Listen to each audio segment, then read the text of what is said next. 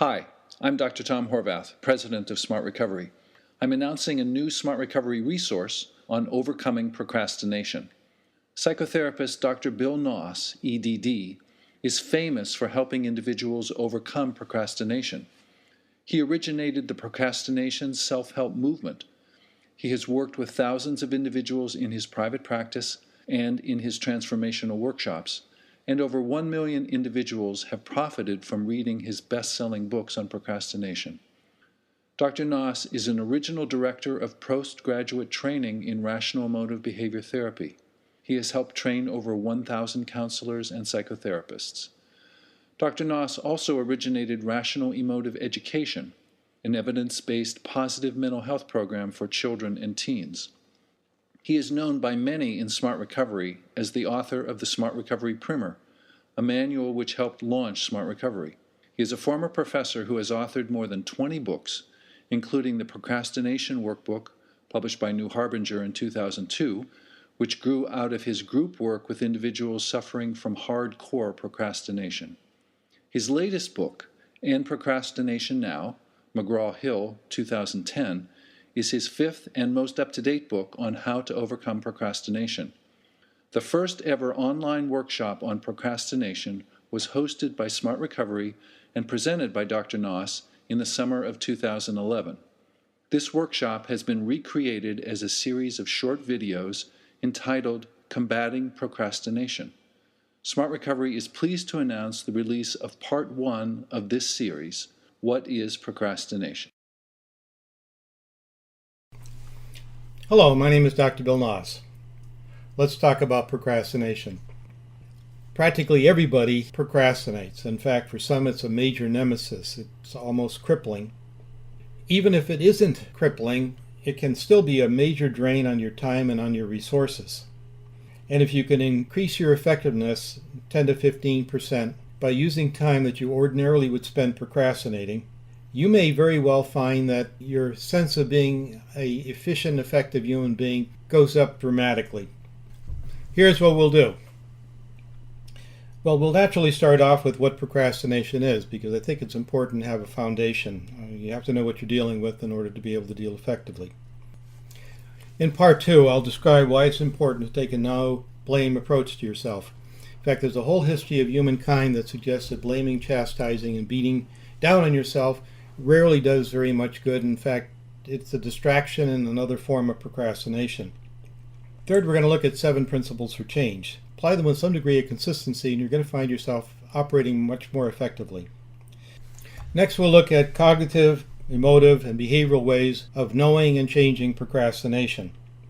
Cognitive approaches are important because people will oftentimes talk themselves into procrastinating by telling themselves foolish things such as tomorrow is going to be a better day to begin, or they can't succeed, so why even bother trying? So I'll talk about what these cognition are and what you can do about them. Emotions are really the centerpiece of procrastination. If you didn't really feel uncomfortable about doing something, the likelihood is you'd go ahead and do it, get it off your back. The emotional part is really the centerpiece. And we'll talk about that and about some antidotes so that you can really build emotional resiliency.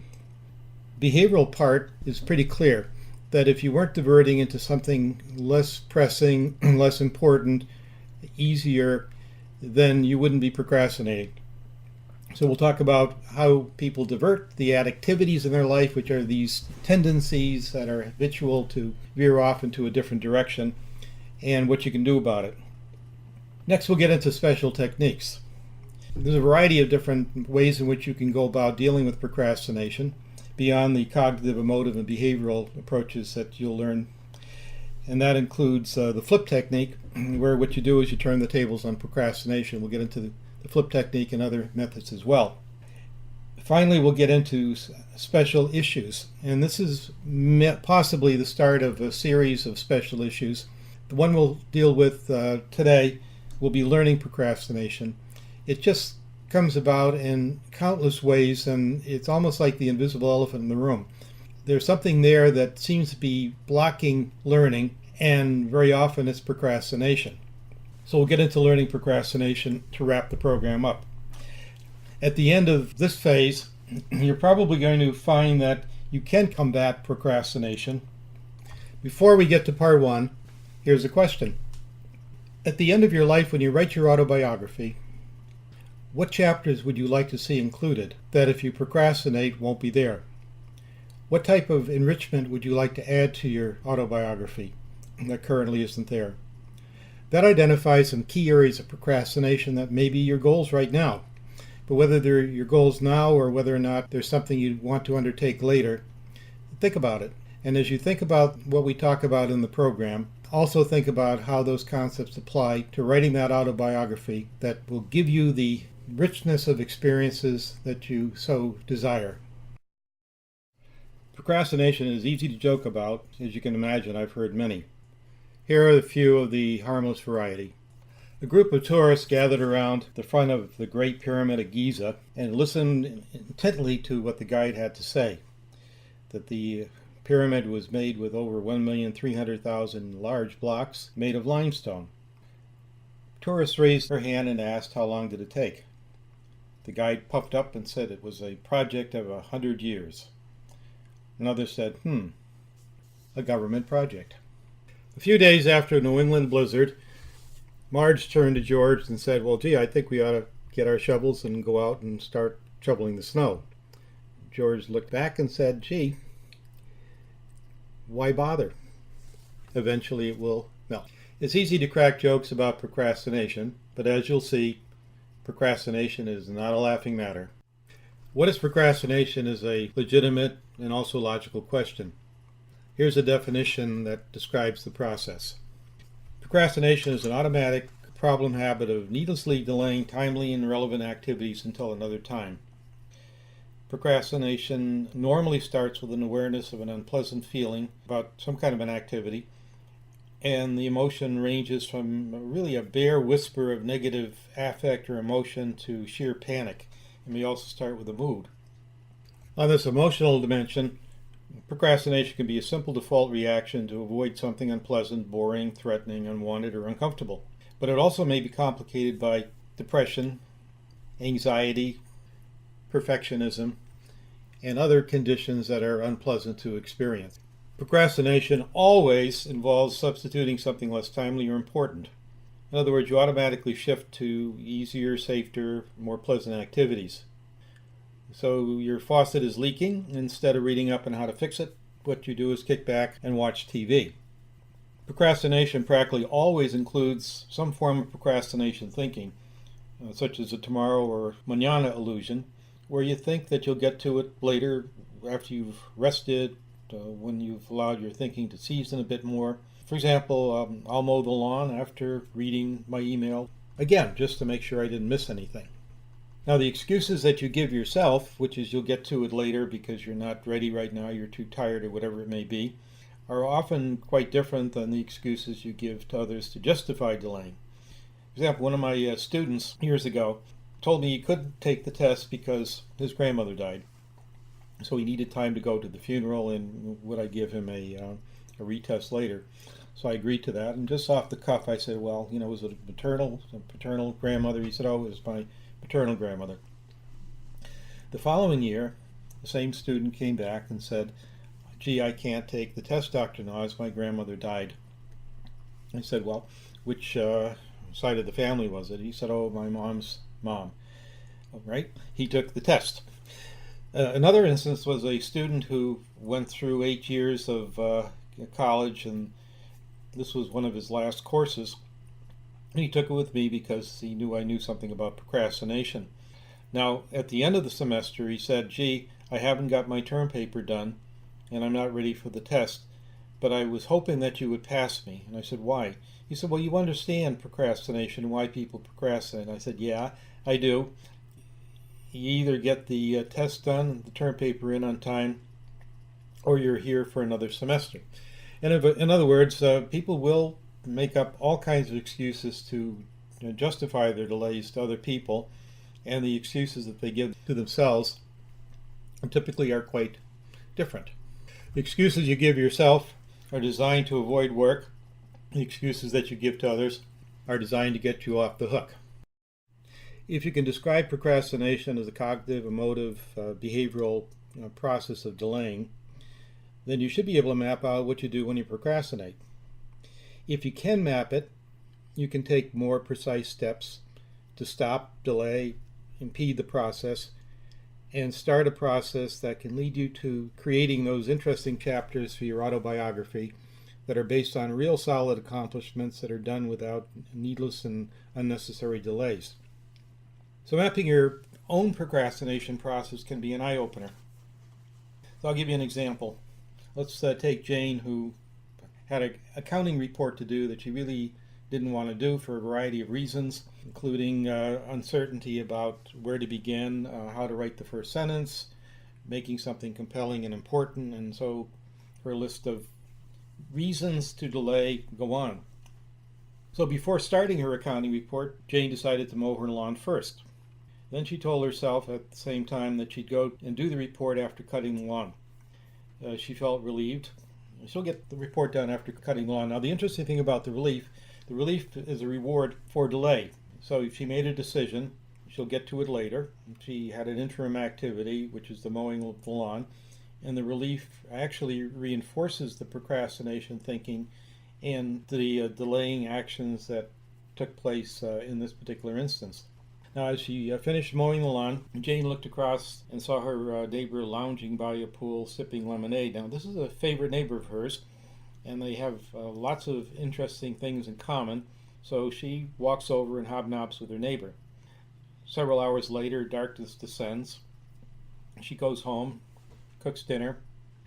After dinner, she thinks she's going to get the report started. But lo and behold, it's time for the news, and she doesn't want to miss her favorite news hours, so she does that. And then she feels a little bit tired, so she takes a brief nap. And then her favorite TV show is on, so she obviously has to watch that. And now she says, well, look, it's a little bit too late to start, because indeed it was around 11 o'clock at night.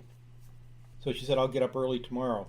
Let's say around 5 o'clock in the morning. So she dutifully set her alarm, went to sleep. The alarm goes off at 5 o'clock. She pushes the stop button, falls back asleep.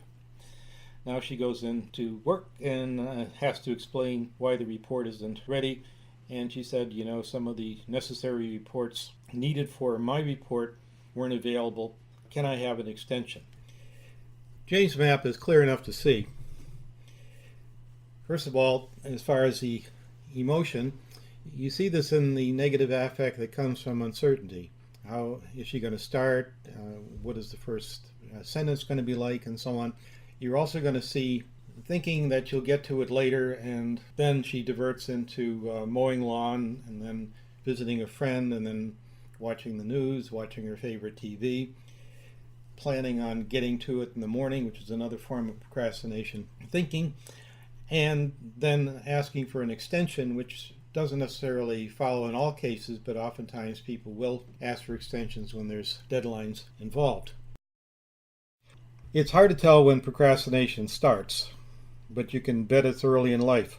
In fact, you may look back over your own life and your mom might say, could you pick up your dishes and put them in the sink?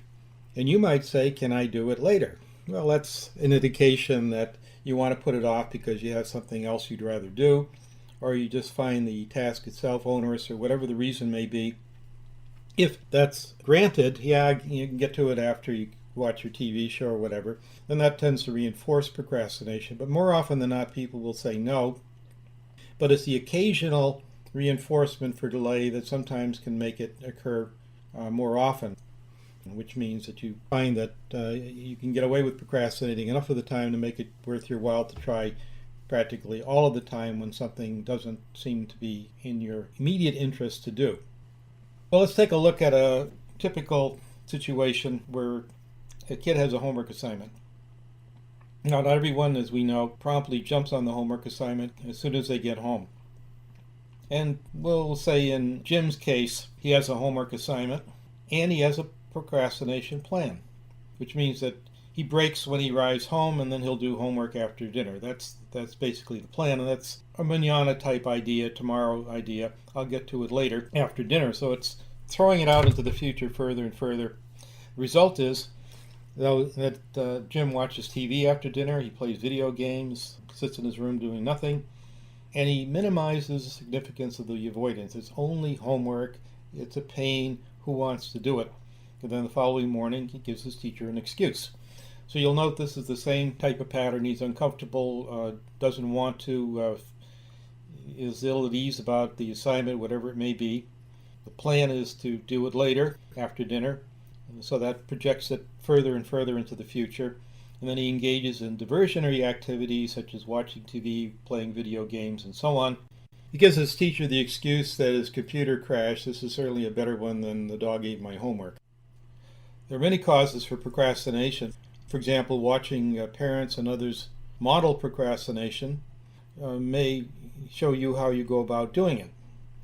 You're likely to imitate what you see, and kids are great imitators, as we know, but adults also imitate. So if you see somebody who's particularly skilled at procrastination and seems to be able to get off the hook from time to time, you may also copy that, imitate that. Accidental discovery is common. You discover by accident that you can get away with delaying. Extensions are often granted, and they're granted for the right excuses. And so you may discover that there seems to be a bit of tolerance for procrastination, and then take advantage of that tolerance. Now there's three general areas to explore as conditions that underlie procrastination, and they are symptoms, defenses, and problem habits. Procrastination is often a symptom of underlying conditions such as low frustration tolerance. That's probably fairly common. You're just not tolerant towards feeling uncomfortable doing something that may not be right now in your interest to do, but nevertheless is a pressing priority.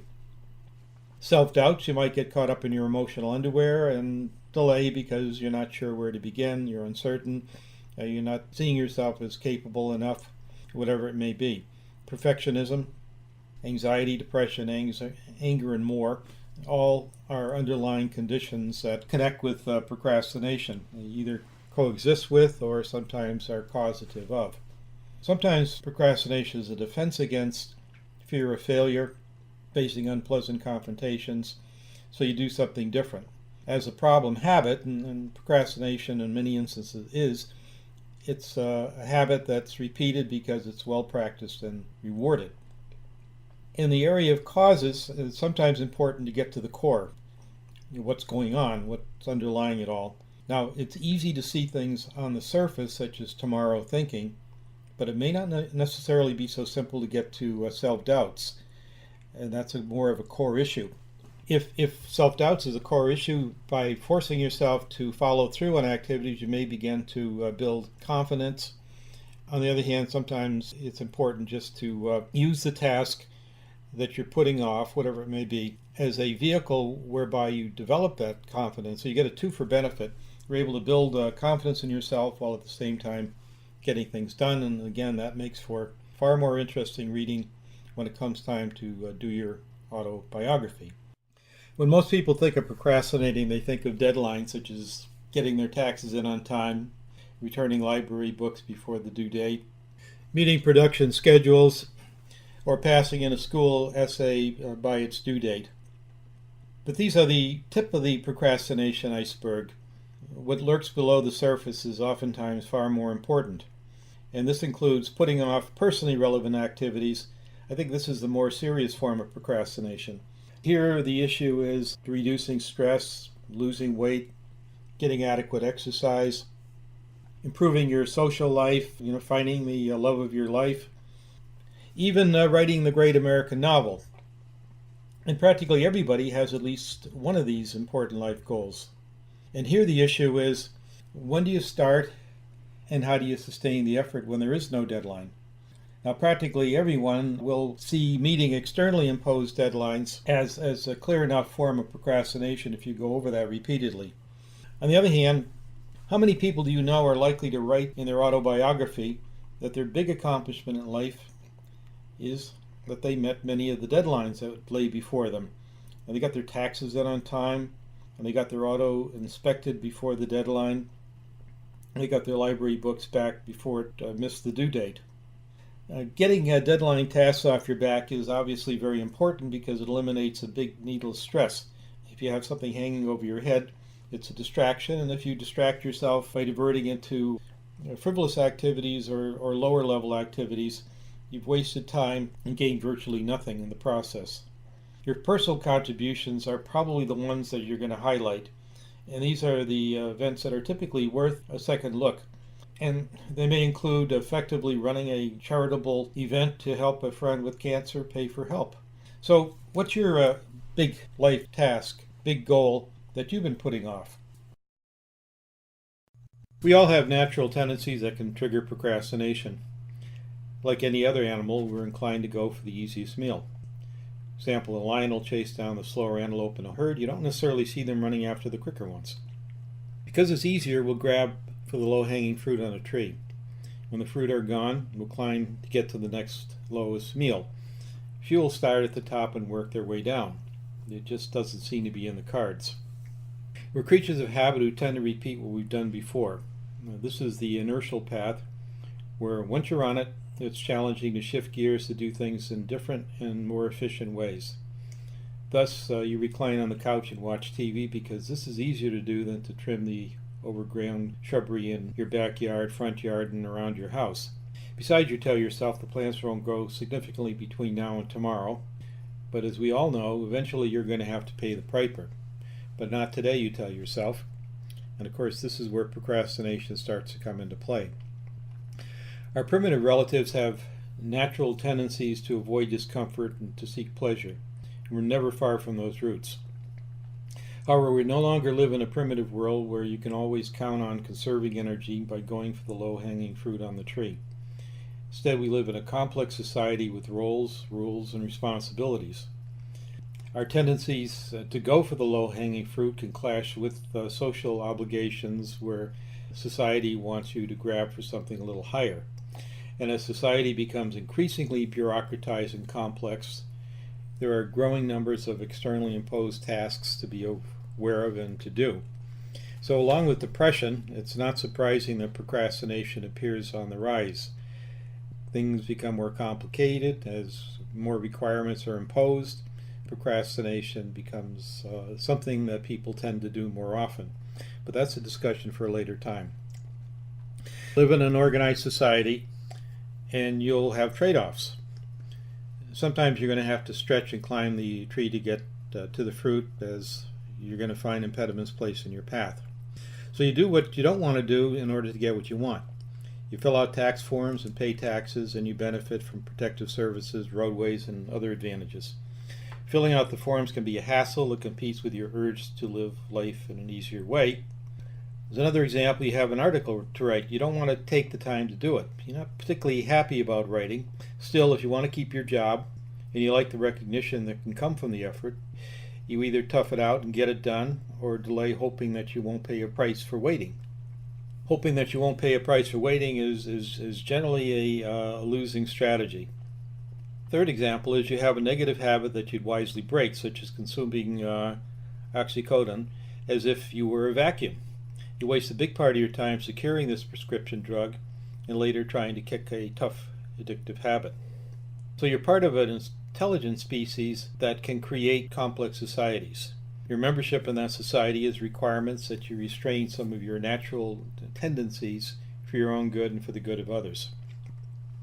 So when you have a pressing social or personal priority, you may find yourself conflicted between challenging yourself to get off the inertial path of doing what comes easiest. With internal pressures to procrastinate, you may find that your natural tendencies towards ease and comfort extend into an elaborate hesitation waltz. As a creative and inventive person, you could conceive of profitable opportunities for yourself. You might tell yourself you could have these things if you'd stretch a bit further. So you might build that dream business, develop that artistic skill, or invent that new energy-saving product that you've been dreaming of doing. However, when you feel the urge to go for the low-hanging fruit, you run into another problem.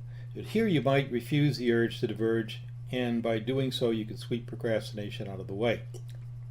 In a nutshell, it's not your fault that you have a tendency to go for what's easiest. That's in your human nature, it's your natural heritage.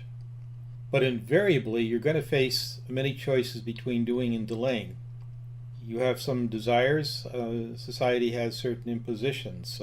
You have responsibilities that you can see are of value, but you also have an urge to do things the easy way, which doesn't always necessarily work out very well.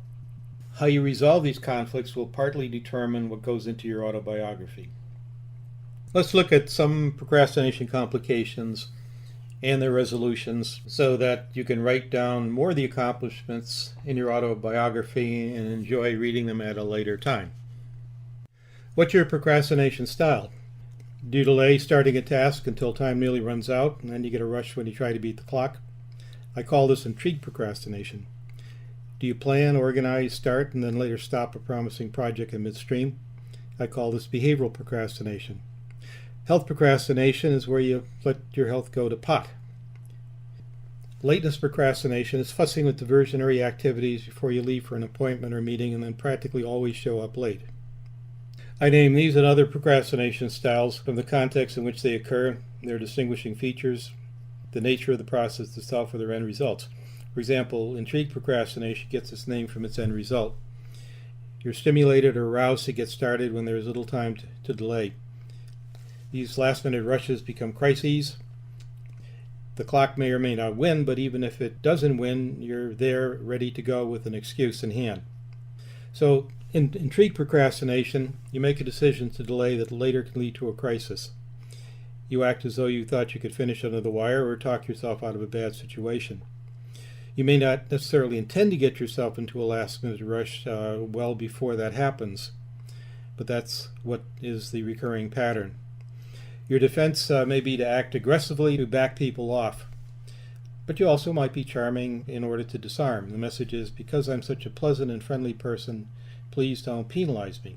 Sob stories are common. Some reach out with such wild explanations that it's almost mind-boggling.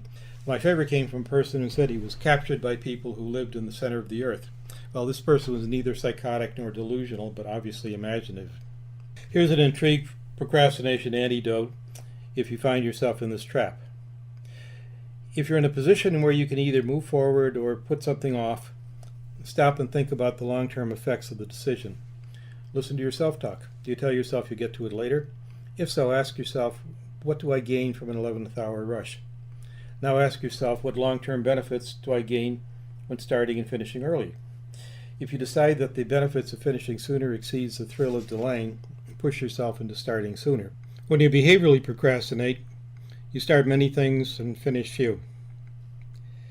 Behavioral economic research suggests that it's less costly to avoid procrastination situations where you behaviorally procrastinate. The idea is don't start if you don't expect to finish. But how are you to know you won't finish before you start? As a behavioral procrastination antidote, consider whether your vocational calling lies in planning and organizing. If you're good at starting up, planning and organizing, and then as soon as it gets to the execution phase, or you start into the execution phase and you don't get very far, maybe your calling is more towards the organizing end of the scale than the implementation. Do you want a guarantee that your final output will prove perfect? That's another motivation behind quitting. The results of your analysis can point to a general antidote. Visualize the benefits of finishing. Stretch for the finish rather than regress. With health procrastination, you put off activities to reduce stress, to lose weight, exercise. You may drink excessively or smoke, and that's a formula for future health disasters. You may not follow medical advice. You may avoid going to the dentist because you don't like to have your teeth worked over. And to avoid the discomfort of using drops in your eyes to prevent glaucoma, that's a disease that can cause blindness by damaging the optic nerve that carries information from the eye to the brain. You tell yourself you'll never go blind, yet your eye doctor has told you you better really start thinking seriously about prevention. The antidote to health procrastination is mainly cognitive. First of all, expect yourself to feel resistant to taking on an added personal health care task. It's not part of your normal routine to take anti-cholesterol pills or possibly to use glaucoma prevention eye drops. Nevertheless, it is as it is, and if you intend to stay healthy, you just simply have to bite the bullet at times. One thing you could do, though, is tell yourself repeatedly that you have to take necessary health precautions even when you don't necessarily feel like it, or you tell yourself, I don't want to. Accept urges to diverge as a natural challenge to overcome. That's part of the process as well. And refuse to pretend that you're invincible. No one is exempt from health issues. In fact, if you think you're likely to backslide, post on your wall, prevention is a lot less costly than intervention. Another form of procrastination or style is lateness procrastination. This is a fairly simple form, but it's also one of the more tenacious forms of procrastination and challenging to deal with. You have luncheon with your friends. It's not that you don't want to meet with them. In fact, you're looking forward to it. Nevertheless, you feel pressure to engage in some last-minute diversions just before you're ready to leave. You decide to take a shower. You decide to dust. You check your email. And you repeat this pattern over and over again as though you feel habit-bound.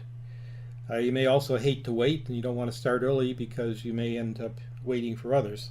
But I think that's less likely, although it does occur. So whatever the reason, the value of leaving on time gets lost in the shuffle of what is oftentimes useless activities. As a lateness procrastination antidote, set an alarm clock to go off 2 hours before you're scheduled to leave. Not arrive, leave. Then set another for 1 hour before your scheduled departure. Have a list of your diversionary activities and follow through on them after the first alarm.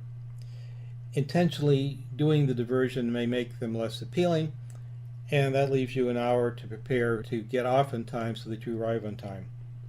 Mild impact procrastination is another style that I think merits being added to this abbreviated list.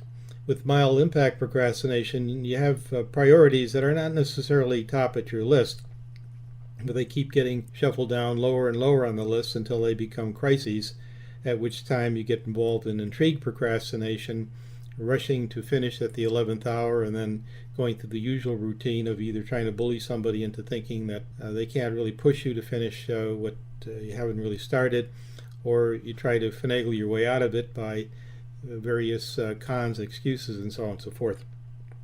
So in any event, that's an interesting area, mild impact procrastination. If you address these issues as they come up, then you're less likely to fall into that trap. Combination procrastination is where you have more than one procrastination style operating at the same time. For example, intrigue procrastination and lateness procrastination can combine. You're about to leave, and then you look at your mate and you find a reason to criticize your mate, who then retaliates, and you have a full-blown conflict on your hands, which you believe you now must resolve before departing, and this delays your departure. Knowing about combination procrastination is an advantage. This awareness allows you to know where to look, and this awareness may sometimes lead to self-correction. So if you know what's going on, you have a choice, and the choice may be either to continue the combination of intrigue and lateness or try a different way. You may also have more than one general cause interacting. Self-doubts, for example, and discomfort dodging procrastination often play off of each other. You doubt yourself, you feel uncomfortable, or you feel uncomfortable and you doubt yourself. That leads us to another issue, which is complex procrastination. But before we go there, remember that procrastination is often a mappable process. Instead of having many complications, different combinations and different causes, you have many expressions of the same underlying procrastination process. And correcting the process can lead to an entirely different life story, which you might more favorably wish to tell in your autobiography or express to other people. When procrastination co-occurs with anxiety, depression, or other conditions that are unpleasant, this I call complex procrastination. This is where two or more conditions play off each other to the detriment of making changes in either area. For example, when depression hits, you might tell yourself you lack the energy to exercise. Exercise is one of the premier antidepressive techniques. You may go out of your way to avoid what you fear. For example, you have an upcoming talk to a local community group and you're petrified about speaking in front of groups of people. And so you have many different ways you have of sidetracking yourself so you don't think about it. You can avoid preparation, or you even get involved in over-preparation, where you have too much information, and then it becomes very difficult to convey the basic ideas because you're bound by too many details. A basic technique is to use anti-procrastination measures to get to and resolve combined core issues. And we'll get to that issue about how do you use procrastination technology and techniques to overcome core issues. And you'll most likely find that there's good reason to have hope and optimism that you can accomplish that result. For now, consider that overcoming procrastination to get to core issues provides you with a two for benefit. You get past procrastination barriers and you rid yourself of a cause for procrastination. Procrastination is an impediment to overcoming itself. It's also an impediment to overcoming coexisting conditions such as depression. In both procrastination and depression, you may delay or avoid taking corrective action. For example, if you believe you can't succeed in overcoming depression, you're likely to make half-hearted efforts or none at all. And that concept of not being able to succeed is a form of procrastination thinking called self-handicapping. You can't expect yourself to change because you don't have the ability. Well, in many instances that's baloney, but it's real if you believe it. It's not so real if you challenge it. You can break procrastination depression connection, for example, with a 3-point circular solution. To cope with depression, you attack procrastination that impedes coping. You persist by engaging your priority activity, whatever it may be. That's a solution for curbing both depression and procrastination. Now let's take exercising as an example. That's a coping technique for depression. It's a good one. You put off exercising because you claim you're too fatigued. 2, you act to curb procrastination thinking and other diversions on exercising. 3, that gets you into or engages you in a corrective solution for depression. Your energy returns, you feel less depressed. Slogans are only as useful as you make them useful. For example, the slogan, "Just do it," rarely does it. It's not terribly useful against a well-practiced procrastination habit. In fact, if you keep telling yourself, "Just do it," and you don't, this can be very discouraging. A developmental approach is different. The Do It Now approach is developmental because it's geared to help you progressively master the techniques that are useful for overcoming procrastination. So what is Do It Now? Do It Now is a philosophy of doing reasonable things within a reasonable time in a reasonable way to boost your chances for health, happiness, and accomplishment. This is basically a self-improvement approach, and it's radically different from the slogan approach, which is "Just do it," which is more of a command, more of an insistence. If you look at progressive mastery as preferable, then you're likely to get further than you will if you just apply a "just do it" approach to yourself. Remember, procrastination is complex and it takes work to change. So if you insist on just doing it and your procrastination urges are stronger, you're probably going to find that you're behind the 8 ball more often than you want. Hi, this is Dee from SMART. We are so pleased to have been able to bring you Combating Procrastination Part 1 in our new series by Dr. Bill Knaus. We hope you enjoyed it.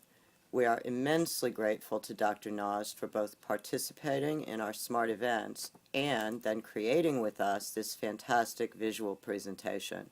I am without words on his generosity to SMART Recovery and to the general public. Please watch for release of the remaining portions of this series coming soon. We would like to invite you to explore and enjoy the many self-help resources available at SMART Recovery. You can find us at www.smartrecovery.org. Also, to read more of Dr. Knaus' work on procrastination and a variety of topics, check out his blog, Science and Sensibility, on Psychology Today. Thank you so much.